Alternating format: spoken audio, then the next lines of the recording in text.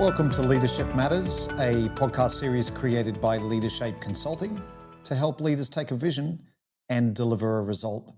My name's Glenn Price, and in this final episode in the series, we just wanted to touch on the Vision to Results framework, which is all about the art of leadership and delivering the results you desire from the vision you set. Ask 100 chief executives for the key to effective leadership in business, and a high proportion will answer, hey, it's the ability to set a clear vision, translate that into a consistent strategy, and deliver results. So why do so many leaders fail by the one yardstick that really matters? Results. Why are so many good strategies so poorly executed? What makes so many talented and intelligent leaders who passionately believed in the course that they are setting unable to mobilize their workforce effectively and get their teams to buy into the plan? It's not as if leaders don't know what to do. They know they're expected to inspire their troops and bring them into battle confident of victory. But how do they do that? Inspiring and motivating people are one of the hardest tasks in life, let alone leadership. Business leaders are constantly bombarded with peers telling them what they should be doing. They are subjected to feedback reports, behavioural 360s, staff engagement surveys, and advice from the board. Yet the role of the leader is so complex with respect to the successful delivery of strategy that it needs to be demystified and reinforced with practical step-by-step reminders so none are overlooked, bypassed, or assumed. So here's truth number one. Extraordinary leadership requires a relentless focus on what is most important, balanced with an ability to motivate and understand people. In 2005, a human resources director of a large organization rang, desperately seeking some advice over coffee. The chief exec was determined to turn his or her company into a more accountable organization. When we asked why the workforce wasn't already considered sufficiently accountable, the client replied, because they never do what we ask them to do. We recognized that the problem lay not with the workforce alone, but to a large degree with the leader. Was the leader concentrating his or her energies sufficiently on all of the elements of leadership execution required to guarantee the success?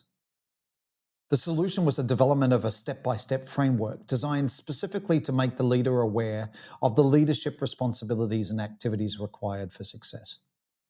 Oftentimes, when a strategy is not executed successfully, the leader blames the workforce. The lack of results must mean individual members of the team haven't been working hard enough or have only half-heartedly grasped the strategy. But who is ultimately responsible for the failed execution? The leader. When we first presented the Vision to Results framework with its 12 key drivers on a single page to the CEO and his or her senior executives, something magical happened. The CEO realized that if the strategy was ever going to work, it wasn't only his or her team that would need to do things differently in the future, but that he or she would have the chance to change their focus and his focus as well. Truth number two, most strategies fail not because of the strength of the strategy itself, but rather because the leader rushed too quickly from formulating the strategy to focusing on its implementation. Too little time and thought are put into the vital intermediate stages. Why is the strategy so important for the company? What are the consequences of it not being executed properly, both for the organization and for the individual? What mechanisms can be put in place to ensure individual team members know exactly what their personal responsibilities are for implementing the strategy? How will their performance be monitored? What will the consequences be if they fail to deliver? And how can we measure and celebrate success along the journey? Leaders often assume that because they've addressed a team meeting, held an in-depth briefing for senior executives, conducted an all-staff meeting or town hall, or explained the plan in an email, that the job of selling the strategy to the workforce has been done. Truth number three, humans need to have both goal and role clarity connected to the strategy if a leader is to have any chance of gaining their energy and focus. How many times do people nod enthusiastically at the end of a meeting when asked if they understand a new strategy and how it will require a substantial change in the way that they work, only to revert to their old work practices at the first sign of difficulty? The key to success is alignment in both thought and action. Ultimately, it's the leader's responsibility to insist that messages are cascaded accurately and appropriately down to each level involved in implementing the strategy. Each person in the team must be aware of how the strategy translates into specific actions for them, and crucially, how the strategy will benefit them individually. Never underestimate the driving power of what's in it for me. Truth number 4. Team performance is often a direct reflection of the leader's ability to inspire and engage. Since 2009, Terry and I have been gathering data from the front line, providing invaluable evidence of how people perceive vital issues in their businesses.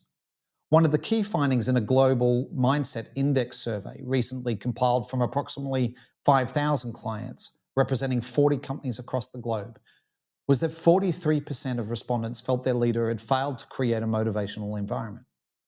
And that's a damning statistic. Almost half felt that their leaders had not succeeded in motivating them. Further research shows that leaders consistently misled themselves, assuming that they have communicated their intentions to their staff and that the whole organization is working effectively and wholeheartedly for the same objective.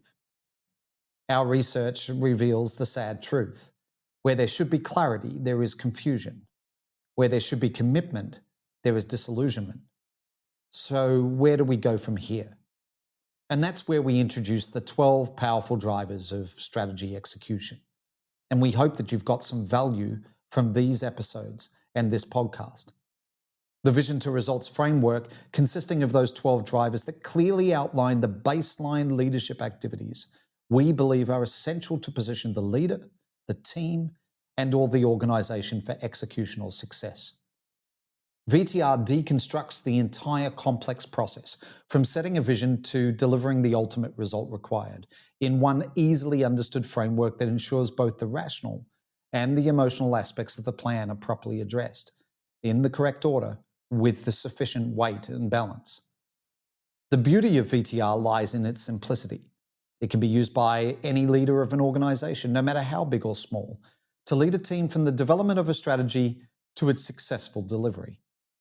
What it is not is a silver bullet, a panacea, or the new big thing. Ultimately, leading any organization or team is hard work.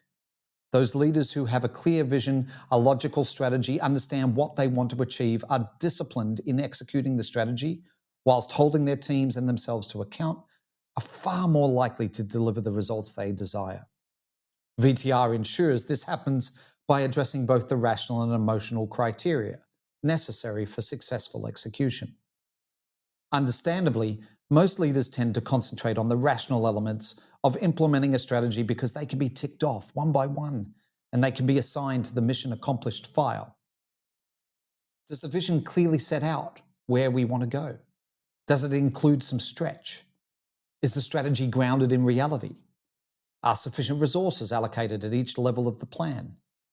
Have we created a comprehensive accountability culture, and do we have the right level of competence at each grade to deliver on the plan?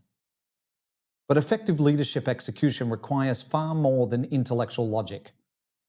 Business leaders intent on rolling out their master plan often fail to address the equally important emotional criteria that must be fulfilled if a plan is to be successful. One of the most common failings we see is leaders who fail to realize that the people side of their job is never complete. Motivation is not a box that can simply be ticked off. Just because someone has been told what the new strategy is and appears confident and engaged doesn't mean he or she will remain that way. So over the episodes in this podcast series, we've explored 4 stages in the VTR framework. 2 are rational, set direction, and enable and execute. And 2 are more emotional, engage in exciting your people and sustaining momentum.